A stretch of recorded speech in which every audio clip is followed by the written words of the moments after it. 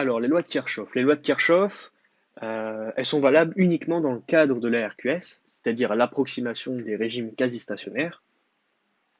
Pour faire simple, dans la RQS, on va négliger la durée de propagation du courant. C'est-à-dire que le courant, par exemple, entre ces deux intersections du fil, en I1 et en I2, si on n'est pas dans le cas de la RQS, elles sont différentes, parce qu'en fait, le courant prend un certain temps pour se propager, justement. Mais justement, si on est dans ce cadre, on va négliger cette durée de propagation et donc finalement dire que le courant, à une vitesse quasi instantanée, se propage quasi instantanément. Donc les lois de Kirchhoff sont valables uniquement dans l'ARQS. Il en existe différents types. On a la loi des nœuds et la loi des mailles. Alors la loi des nœuds nous permet de calculer l'intensité d'un courant en fonction des différents autres courants.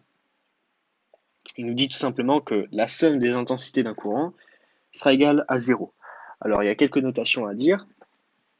Au niveau du nœud, on a par exemple ici trois courants qui arrivent.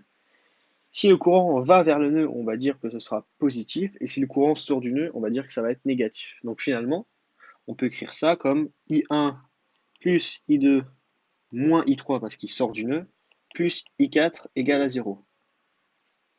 Soit concrètement I3 égale I1 plus I2 plus I4, ce qui paraît logique finalement.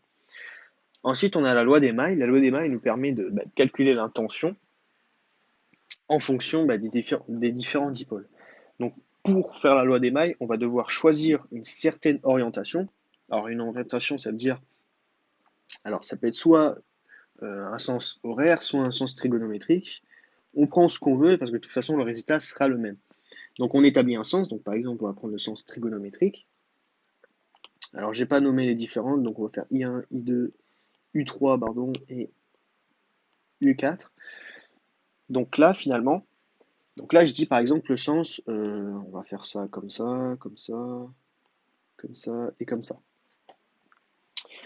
Donc finalement, ça veut tout simplement dire que si on prend en fonction de l'orientation qu'on a choisie, U1 plus U4 moins U3 moins U2 égale 0. Donc finalement, on peut écrire que U1 plus U4 égale à U2 plus U3. Donc finalement, en fait, c'est exactement comme la loi des nœuds, sauf que là, cette fois-ci, on va choisir notre propre orientation en fonction de la tension.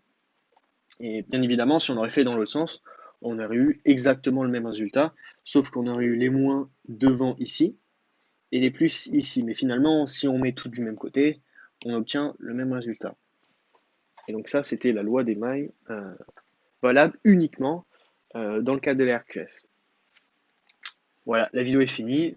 On se retrouve très bientôt pour une prochaine vidéo sur l'électricité encore une fois.